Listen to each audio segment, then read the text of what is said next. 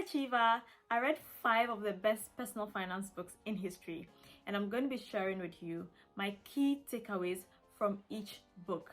The books are The Psychology of Money by Morgan Housel, Think and Grow Rich by Napoleon Hill, The Richest Man in Babylon by Samuel Klassen, Rich Dad Poor Dad by Robert Kiyosaki, and Black Girl Finance by Selena Flavius.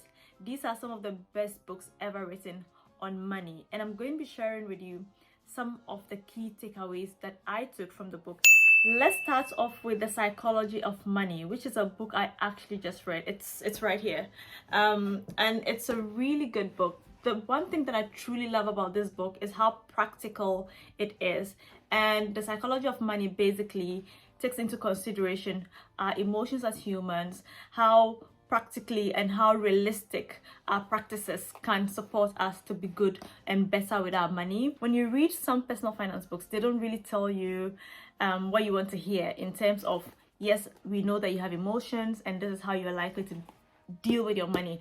This book takes that into consideration. The two things that I truly love about this book and learned from this book, well, not so much learned, but sort of affirmed when I read this book are, first of all, when it comes to investing, you invest for a long term, and when you do that, it really gives you the results that you want. It cites examples of Warren Buffett and how Warren Buffett, because of the fact that he started investing when he was practically a child, that's what created his world, what led to him really being wealthy and building that investment habit and expertise with time. And another thing that I truly learned from this book is the fact that when you're saving, you should bear in mind that you have to do it in a way that is sustainable. And a lot of people talk about saving and why you should save, but they don't talk about the fact that your emotions should be considered and you should plan it in such a way that you would not stop saving. So make it sustainable. These are 2 of the major things that I read from this book. I'm still on it, almost done with it, but love it. Would totally recommend. Now, the next book I'm going to be talking to you about is Rich Dad Poor Dad by Robert Kiyosaki.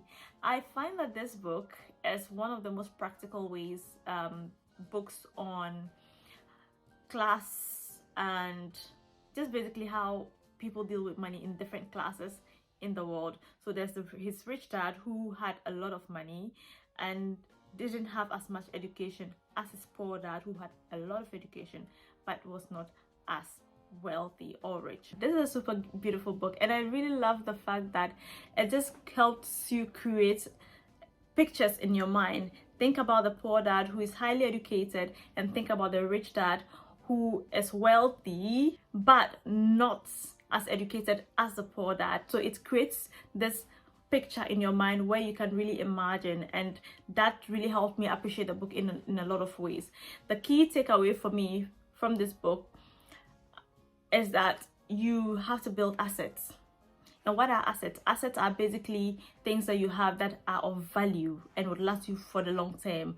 So if you want to build assets, think about, for example, investments. Think about your business is an asset, your investments are assets, your home that you own is an asset. All of these things are assets, and you have to focus on investing more in assets than in things that would depreciate. And if you, for example, fast fashion, you're thinking about your clothes, I'm gonna buy this dress, I'm gonna buy that dress, but they are just things that you just wear and that's it. But if you're building assets, so assets are the things that would help you build wealth, because those things are the things that have value. Next is Think and Grow Rich. Think and Grow Rich is a super good book.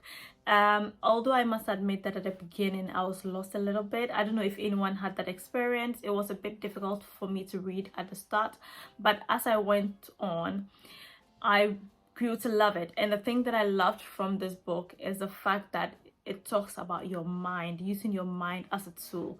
One of the key takeaways from this book is that it talks about alibis, or at least my key takeaways.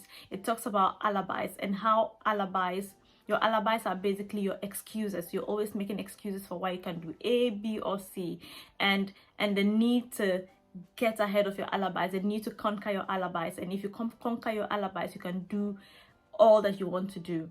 In that same way, when it comes to your money, when it comes to your education, whatever it is that you're doing, if you take out that excuse that you're making. If you take out all of the things that you're using to cover up for why you're not doing the work, you would end up doing the work.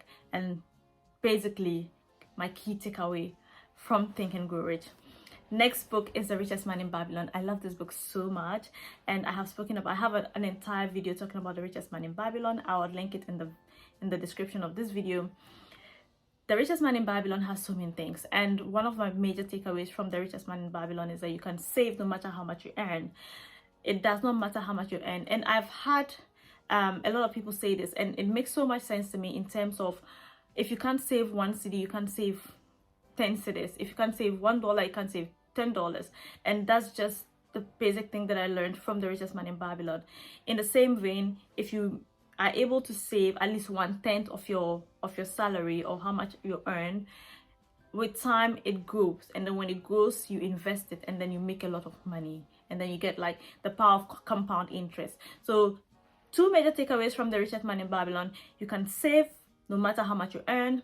Secondly, invest the money. So you can save at least 1/10 of what you earn, and then invest the money.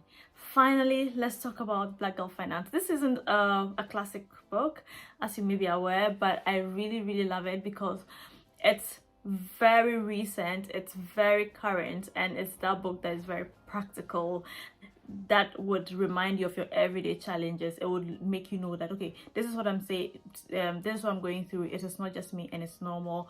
Or even if it's not normal, but these are ways in which I can get over them. Black Girl Finance basically just cuts down or breaks down certain things to you and helps you understand. It's not just for Black girls, it's not just for Black people, it's not just for women. You can learn from it as well. And my key takeaways from Black Girl Finance are, first of all, when it comes to debt, you should tackle debt hard and fast. Pay off your debt. And again, secondly, don't play with credit cards. Use them to your advantage, but don't get engrossed in it in such a way that it would put you in debt. So these are my major takeaways from these 5 books. Let me know which of these tips or which of these takeaways you find relatable. I might in the future create another video talking about them in depth, and let me know if you'd want to see that. Just leave a comment saying in depth. Just leave in depth in the comment section, and I'll create videos about each of these books.